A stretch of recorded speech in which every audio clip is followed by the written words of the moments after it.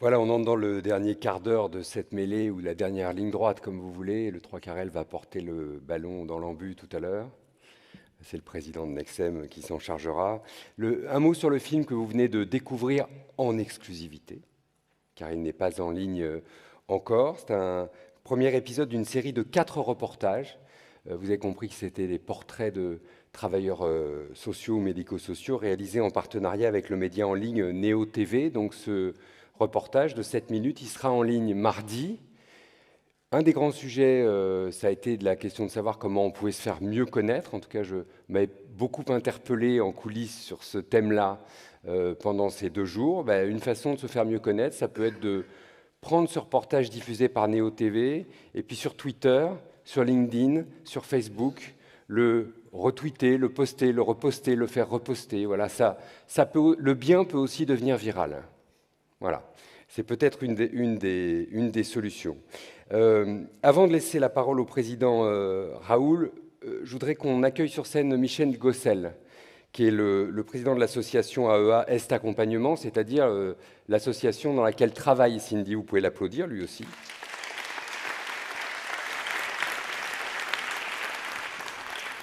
Bonjour à tous. Et Merci. qui lutte, Michel, contre l'exclusion sociale au sens large.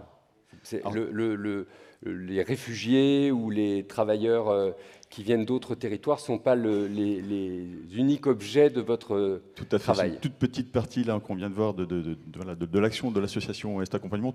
Je vais juste te dire, je suis le directeur et pas le président, parce que mon Très président n'est pas là, mais je ne voudrais Très pas bien. qu'on lui répète que Très bien. je me suis pris pour lui. Oui, Voilà. vous avez raison. Voilà. Donc l'association Est Accompagnement est composée de 170 salariés. Elle se situe à Metz, en Moselle, et donc son action est sur tout le département de la Moselle. On gère le 115 de Moselle, donc les appels d'urgence pour les personnes sans abri. Vous rattachez au 115, vous avez vu, on a un service d'accueil de migrants, alors migrants en demande d'asile, régularisés, parfois aussi déboutés. Voilà, on se charge d'accompagner ces personnes. J'ai dit 170 salariés, mais je n'ai pas dit qu'on avait accompagné l'année dernière 20 000 personnes sur l'année. En fil actif, ça représente près de 20 000 personnes quand même sur une année, donc pour 170. Ça parle quand même un petit peu. Et puis, on a des centres d'hébergement d'urgence, des centres d'hébergement et de réinsertion sociale. On a un service de soins pour sans-abri. On se préoccupe aussi de la santé des sans-abri. Un chantier d'insertion où on réapprend à travailler. Et d'ailleurs, le monsieur qui est à gauche est un des encadrants techniques du chantier d'insertion de l'association. La barbe ? Avec la barbe, voilà. Biker par ailleurs. Hein. Biker, oui, ça se reconnaît au profil. Oui. Ouais, pour l'association qui voilà, est sur le champ de l'inclusion sociale, mais qui élargit le spectre, c'est-à-dire qu'on est du début jusqu'à la fin et on peut opérer un parcours de la rue jusqu'au logement, puisqu'on travaille également pour le logement adapté. Il y a 2 choses que dit Cindy qui m'ont interpellé. La première, ça fait plaisir de se lever le matin. Et la deuxième, elle ne prend pas facilement le merci. Et peut-être c'est le cas d'une manière générale chez vous. C'est-à-dire quand on vous dit merci, vous dites mais c'est normal, c'est mon travail. Voilà. Ça fait tous les jours plaisir de se lever ce matin, ou il y a des jours où les levées sont plus rudes que d'autres? Alors, mon réveil, moi, ce matin, après la soirée d'hier, était plus rude que d'autres. Ok. Mais ça, on comprend pourquoi. Ouais. Michel a fait la fermeture à 2h du matin. Il en fallait, hein. Donc on a fait une dernière maraude pour être certain qu'il n'y ait plus personne. Donc voilà, je crois que c'est à nous, il y a forcément des matins plus compliqués que d'autres, mais c'est à nous de réfléchir autrement, enfin président, directeur et encadrant, pour justement accueillir nos salariés autrement, avec leurs attentes d'aujourd'hui. Et voilà, j'ai envie de dire que c'est une chance d'avoir une collègue comme Sidi dans une équipe, mais la chance, en principe, elle se présente que lorsque tout est prêt. On ne peut pas miser sur la chance. Et donc je crois qu'on considère nos salariés, on essaye en tout cas de les considérer, et on les considère intrinsèquement. C'est-à-dire qu'on ne va pas se dire demain on les considère. C'est quelque chose qu'on doit vivre, c'est quelque chose qui doit nous animer aussi. Donc on les considère. On travaille aussi sur la distanciation. On voit aussi qu'elle est assez distante. On n'est pas du tout sur une vocation, on est sur un métier qu'elle occupe pleinement, qu'elle occupe avec passion, certes, mais avec une certaine distance.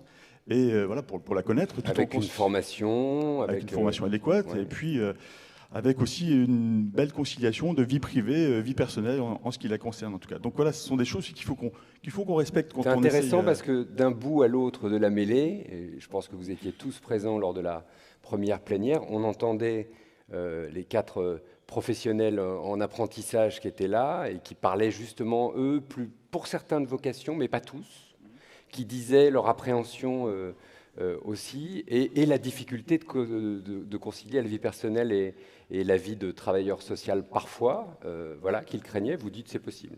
Ah, c'est complètement possible. Enfin, je crains aussi que si on vienne par vocation, on déchante rapidement. Voilà. On fait un métier avant tout, on fait un métier humain avec de l'humain, et forcément on doit être intéressé par l'humain.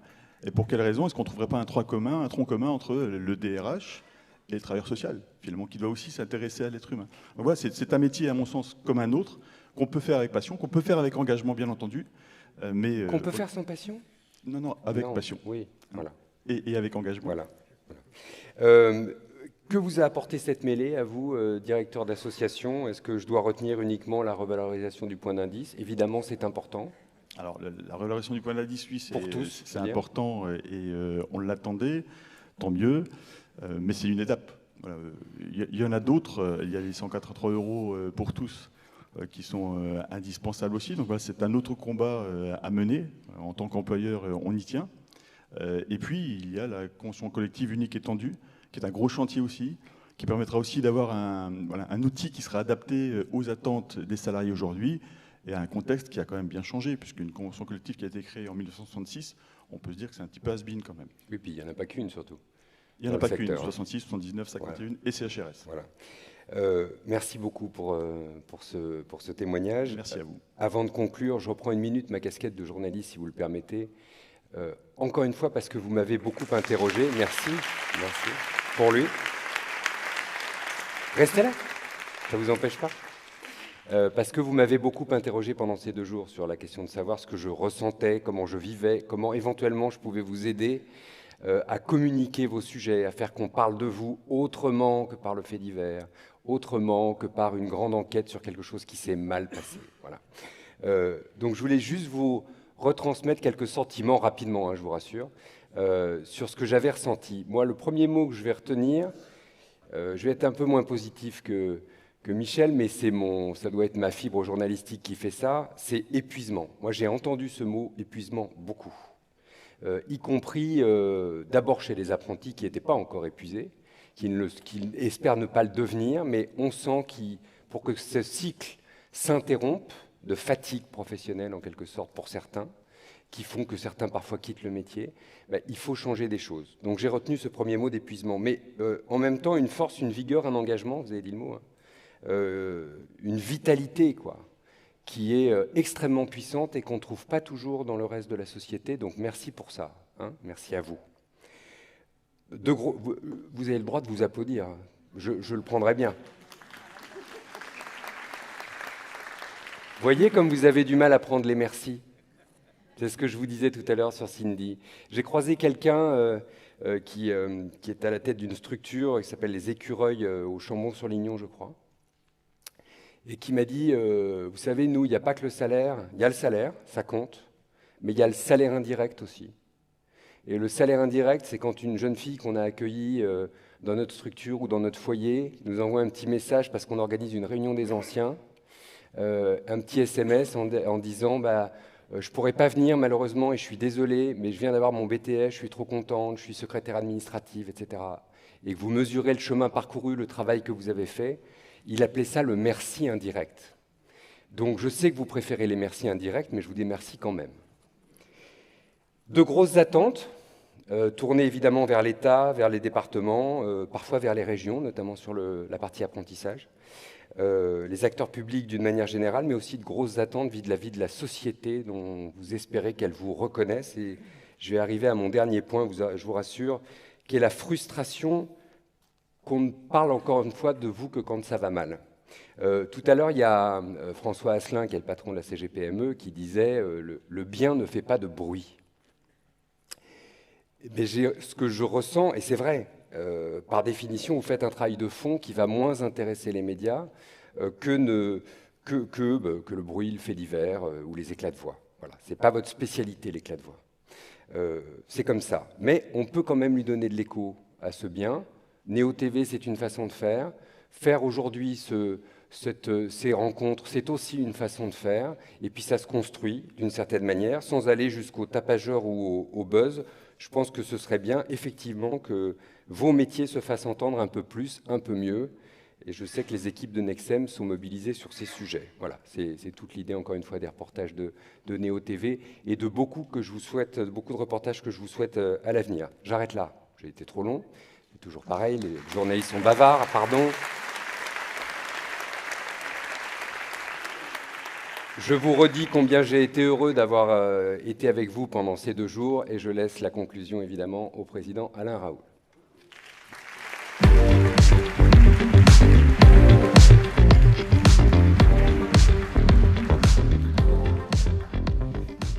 Merci, cher Laurent. Chers amis, nous achevons aujourd'hui la première édition de la Mêlée.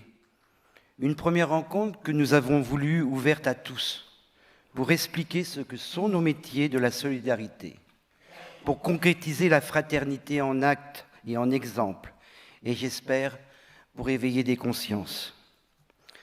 Ce que nous avons fait ici ressemble plus à un laboratoire d'idées qu'à un salon professionnel. Mais nous sommes des professionnels militants, et la Mêlée a été et restera une profession de foi, un rassemblement militant.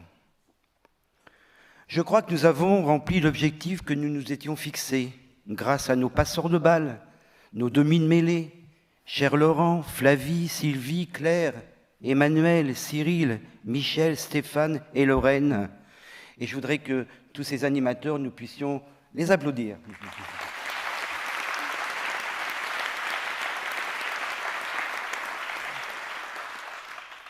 Cette réussite, elle est due aussi à nos invités, plus de 30 personnalités venues d'horizons bien différents et réunies pendant 2 jours autour des enjeux de l'action sociale et de la santé.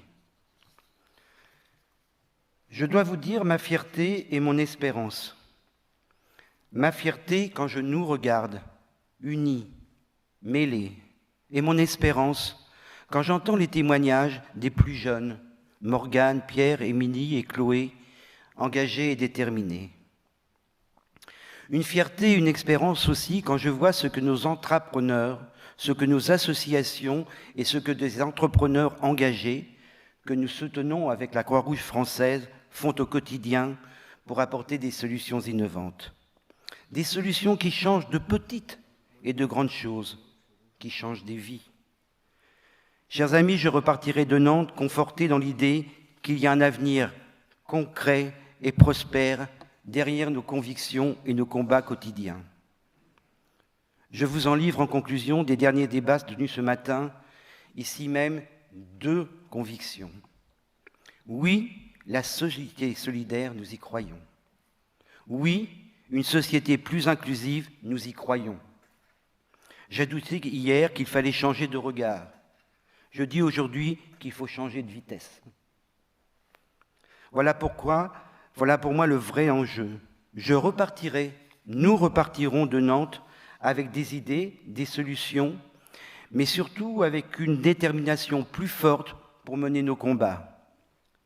Les combats que nous menons pour l'attractivité de nos métiers ont trouvé en partie une concrétisation lors des annonces faites par le ministre des Solidarités lors de sa venue à la Mêlée.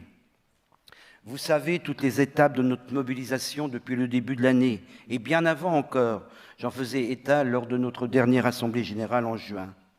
La traduction de la revalorisation du point d'indice de la fonction publique et la concrétisation d'un comité des financeurs faisaient partie de nos demandes. Voilà presque chose faite. Vous pouvez compter sur notre vigilance pour une traduction concrète dans nos établissements et services, notamment en termes de financement. Voilà une étape que nous franchissons dans le chemin étroit des politiques publiques qui peinent à reconnaître encore notre place dans le système de santé et dans l'esprit de défiance vis-à-vis des associations gestionnaires. Je vous parlais hier de notre devoir de lucidité, celle qui permet d'avancer sans faillir, qui nous préserve du désarroi et qui nous pousse à l'action, au sursaut et au combat. C'est cela qui doit nous animer, chers amis, aujourd'hui, plus que jamais. Il nous faut être tactique, diplomate, ferme et déterminé à la fois. Ce n'est pas un exercice facile, mais sans cela, si nous réduisions notre histoire qu'à la crise et au ras-le-bol d'aujourd'hui, si nous nous enfermions dans le court terme sans préparer nos forces pour demain, nous ferions erreur, nous nous dirigerions vers la défaite. Je ne veux pas de ça pour nous et pour les personnes que nous accompagnons.